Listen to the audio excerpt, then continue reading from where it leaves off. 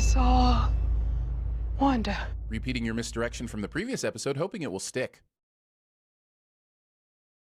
Splo going, one of the most orgasmic moments in MCU history. I just want to take a second to ask, how is this a sin? No, seriously, how the fuck is this a sin? Showing an epic moment in your opening credits is totally fine, so long as you're Marvel. Parts of this episode, especially those stairs and the opening credits running through the park, have super duper Full House vibes, which is honestly a dick move by Elizabeth here. It wasn't enough she had to usurp her twin sister's fame, she has to own the only thing they had left? Discount Jeremy makes a pop culture reference that isn't a sin of the episode cliche. If you go to sleep, I promise you will be my favorite twin. Sibling favoritism. Whether joking or not, this can really f up a kid's identity. Do you not realize that this is a baby, which can't understand anything she's saying?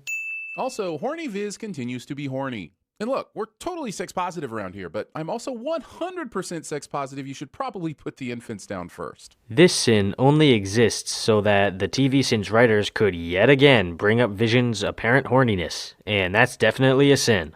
Agnes, I was just fluffing this pillow with my face. Seriously, Viz, enough with the sexual euphemisms. Okay, I get that this is a joke, but let me just ask, did anybody actually laugh at it? 'Cause I don't think so. Fussy babies meet buns of steel. We dare you to stay away.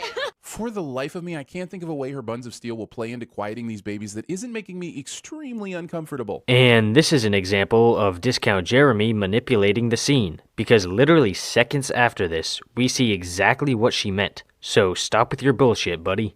But also, this is giving me serious enemy mine vibes, and I'm not okay with that. Discount Jeremy makes a pop culture reference that isn't a sin of the episode cliche.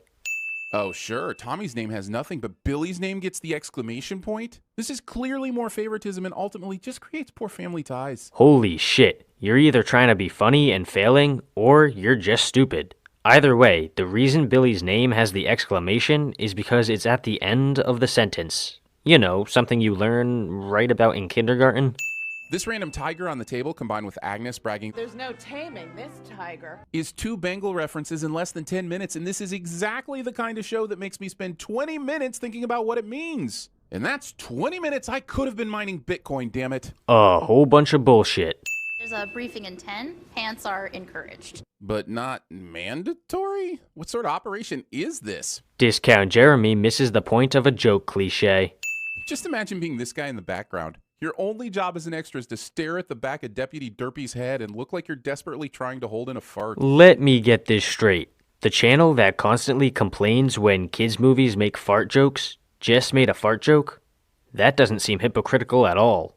All right, that's it for now. Wow, what a waste of a debrief. This reminds me of attending staff meetings where 98% of what is being covered doesn't concern you at all. Great, you informed everyone who Wanda is, why she's dangerous, and that she stole a carcass. I mean, the carcass part is new, but is it all so exciting that literally everyone had to stop their important work to listen? I mean, yeah, this is a super important and fragile operation, so if I were there, I'd totally want to be updated about seemingly small things like this. You know, I don't miss the crying, but geez Louise, did you have to learn to walk? You two never stay put. But there are kid crafts on the fridge, so clearly they can sit still long enough to make all this, art? Discount Jeremy takes everything at face value cliche. My kitchen window told me someone got a new pooch. Windows can't talk. Look, I get that it's a joke, but the thing is, nobody's laughing, so it's still a sin. Rambo is trying to figure out how to get back into Westview via some complex thingamajig, and honestly, I'm not sure why she's concerned. Clearly, Swart has many amazing things at their disposal. They can pop up a sweet tent city at a moment's notice, and their standard issue uniforms include neat little thumb cutouts. If you can do thumb cutouts, what can't you do? What the actual fuck is this sin? What are we looking for? That. You're looking for the thing that just happens to be set up on display in this room right where you need it for storytelling purposes? Holy shit, you're dumb. This is the lab where Sword is conducting research on anything and everything involved with the Westview anomaly, and since these clothes were directly brought out of the anomaly, they're here in this lab, right where they should be. So you're telling me this is a typewriter, a Rolodex, and a calendar all in one? Don't forget that it's also a place to discover copious amounts of pornographic images. And now the TV Sins writers are literally making sins for the singular purpose of making stupid porn jokes. What else can it do? Find me a wife? Eventually, yes. So Vision knows the future? And if so, how does he not know he's dead? This scene is not suggesting that Vision can see the future. It's reminding you that he's extremely smart and can therefore predict that computers will become more advanced over time.